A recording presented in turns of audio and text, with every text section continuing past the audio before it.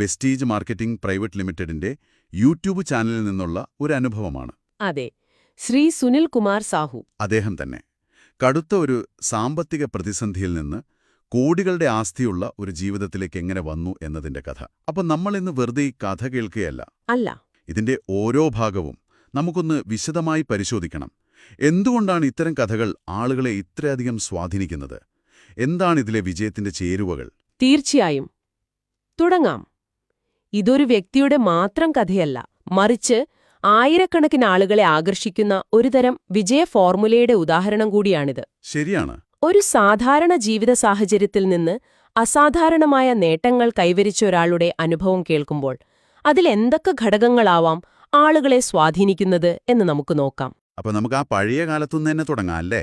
അതെ, അവിടെ നിന്ന് തുടങ്ങാം. ശരി. അപ്പോൾ കഥയുടെ തുടക്കത്തിലേക്ക് പോകാം. ശ്രീ സാഹു വെസ്റ്റീജിൽ എത്തുന്നതിന് മുൻപ് ഒരു ഇൻഷുറൻസ് ഏജന്റായിരുന്നു. അതും 8 വർഷത്തോളം.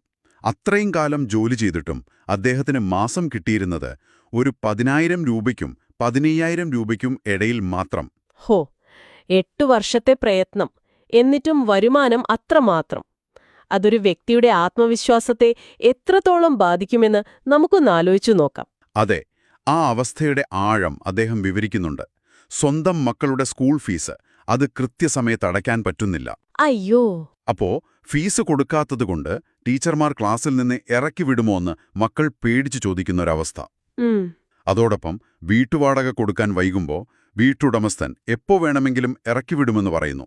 ഒരു കുടുംബനാഥൻ എന്ന നിലയിൽ ഇതിലും വലിയൊരു സമ്മർദ്ദം വേറെയുണ്ടോ? ഇല്ല. ഇവിടെയാണ് ഈ കഥയുടെ ആ ഒരു വൈകാരികമായ അടിത്തറ കിടക്കുന്നത്. മക്കളുടെ വിദ്യാഭ്യാസം, കുടുംബത്തിനൊരു സുരക്ഷിതത്വം, ഒരു സാധാരണക്കാരന്റെ ഏറ്റവും അടിസ്ഥാനപരമായ ആശങ്കകളാണിത്.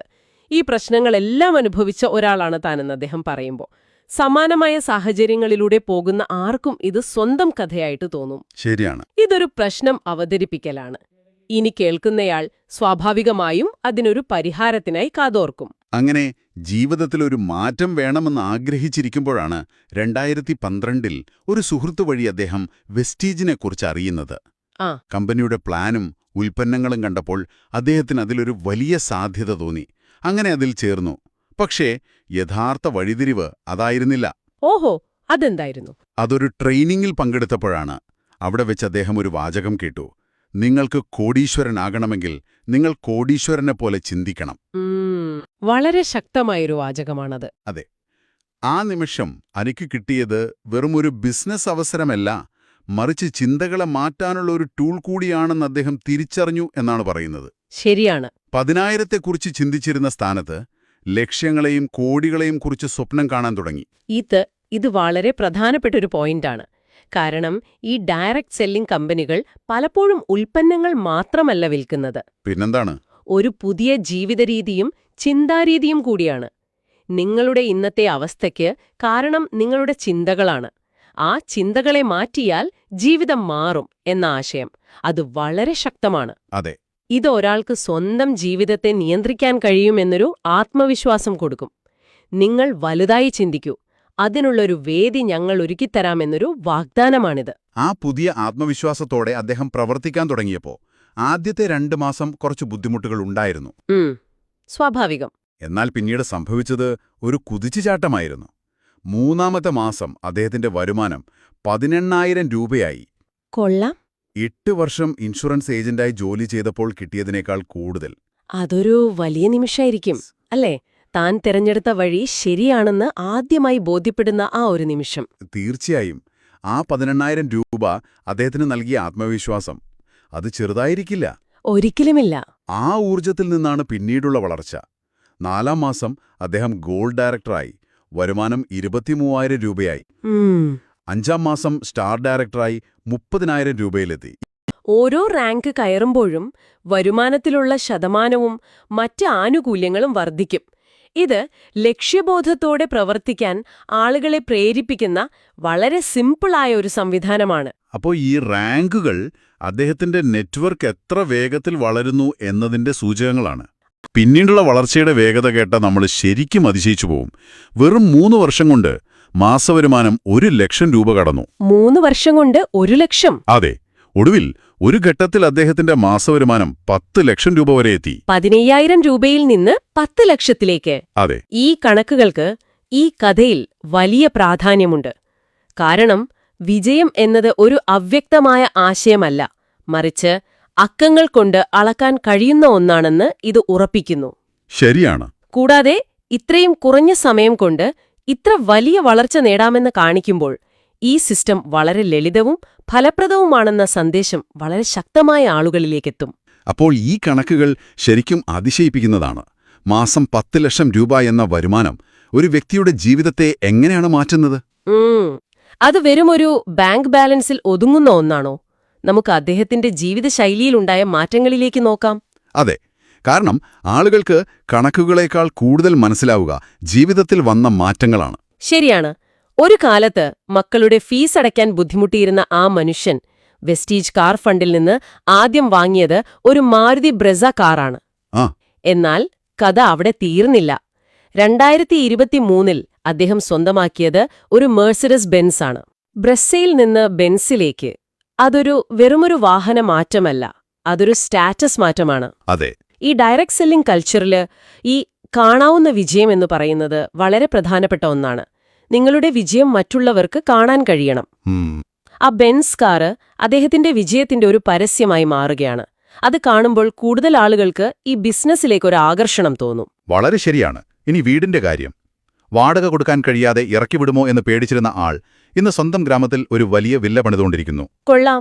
വാഹനങ്ങൾ, വീട്. ഇനി അടുത്തത് മക്കളുടെ വിദ്യാഭ്യാസം.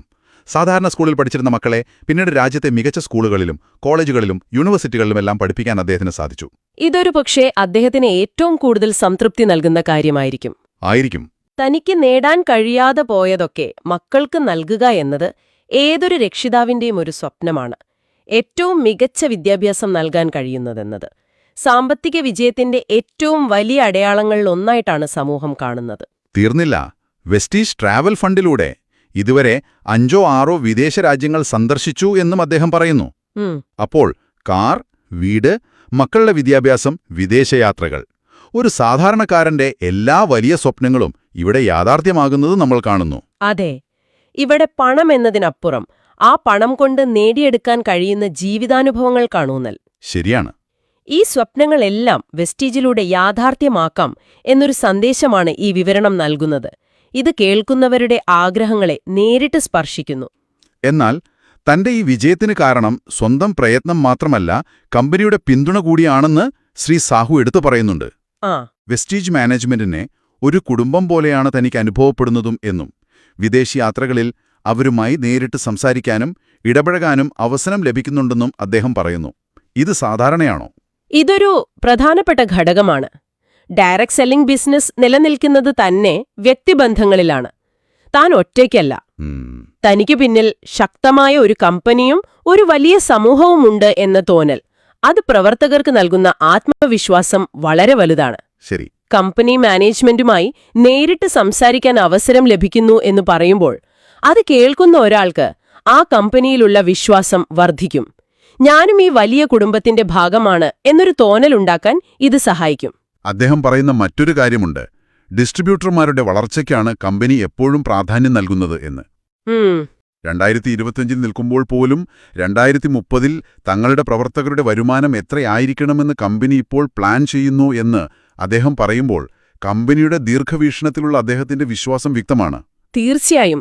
ഏതൊരു വ്യക്തിയും ഒരു കമ്പനിയിൽ ചേരുമ്പോൾ അവരുടെ ഭാവിയെക്കുറിച്ചാണ് ചിന്തിക്കുന്നത്. അതെ.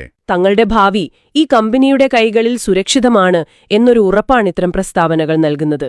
ഇത് കേവലം പെട്ടെന്ന് പണമുണ്ടാക്കാനുള്ള ഒരു വഴിയല്ല, മറിച്ച് തലമുറകളോളം നിലനിൽക്കുന്ന ഒരു വരുമാന മാർഗമാണ് എന്ന് സ്ഥാപിക്കാനാണ് ഇവിടെ ശ്രമിക്കുന്നത്. അപ്പോൾ ഒരു സാധാരണ ഇൻഷുറൻസ് ഏജന്റ് മാസം 15,000 രൂപയിൽ താഴെ വരുമാനത്തിൽ നിന്ന് 10 ലക്ഷം രൂപയിലേക്ക്, വാടക വീട്ടിൽ നിന്ന് സ്വന്തം വില്ലയിലേക്ക്, മക്കളുടെ ഭാവിയെക്കുറിച്ചുള്ള ആശങ്കകളിൽ നിന്ന് അവർക്ക് ഏറ്റവും മികച്ച വിദ്യാഭ്യാസം നൽകുന്ന സംതൃപ്തിയിലേക്കെത്തിയതിന്റെ ഒരു സമ്പൂർണ്ണ ചിത്രമാണ് നമ്മൾ കണ്ടത്. അതെ. ഇതെല്ലാം വെസ്റ്റീജിലൂടെ സാധ്യമായി എന്ന് അദ്ദേഹം ഉറപ്പിച്ചു പറയുന്നു. ജീവിതത്തിലെ എല്ലാ പ്രശ്നങ്ങൾക്കും ഒരൊറ്റ പരിഹാരമേ ഉള്ളൂ, അത് വെസ്റ്റീജാണ്. എല്ലാവരും വരൂ, ഞങ്ങളോടൊപ്പം ചേരൂ എന്ന ആഹ്വാനത്തോടെയാണ് അദ്ദേഹം സംഭാഷണം അവസാനിപ്പിക്കുന്നത്. വളരെ സിമ്പിളായ ഒരു സംവിധാനത്തിലൂടെ ആഗ്രഹിക്കുന്ന ആർക്കും വിജയിക്കാമെന്ന ശക്തമായ സന്ദേശം. അതെ, അതുതന്നെ. നമ്മൾ ഈ കഥയുടെ എല്ലാ വശങ്ങളും പരിശോധിച്ചു. അതിന്റെ വൈകാരികമായ തുടക്കം, ചിന്തകളെ മാറ്റാൻ പ്രേരിപ്പിക്കുന്ന രീതി, കണക്കുകൾ നിരത്തിയുള്ള വളർച്ചയുടെ വിവരണം, സ്വപ്നങ്ങളെ തൊട്ടുനിർത്തുന്ന ജീവിതശൈലി, പിന്നെ കമ്പനി നൽകുന്ന സുരക്ഷിതത്വ ബോധം, എല്ലാം ചേർന്നൊരു മികച്ച പാക്കേജ്. ശരിയാണ്.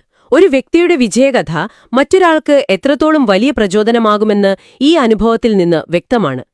നമ്മൾ ഈ ശക്തമായ കഥയുടെ ഘടനയും അത് നൽകുന്ന സന്ദേശങ്ങളും വിശകലനം ചെയ്തു. അതെ. ഇനി നിങ്ങൾക്കായി ചിന്തിക്കാൻ ഒരു ചോദ്യം ബാക്കിവെക്കുകയാണ്. തീർച്ചയായും. നമ്മൾ കേട്ടത് ശ്രീ സാഹുവിന്റെ വിജയത്തിന്റെ ഒരു ബ്ലൂ പ്രിന്റാണ്.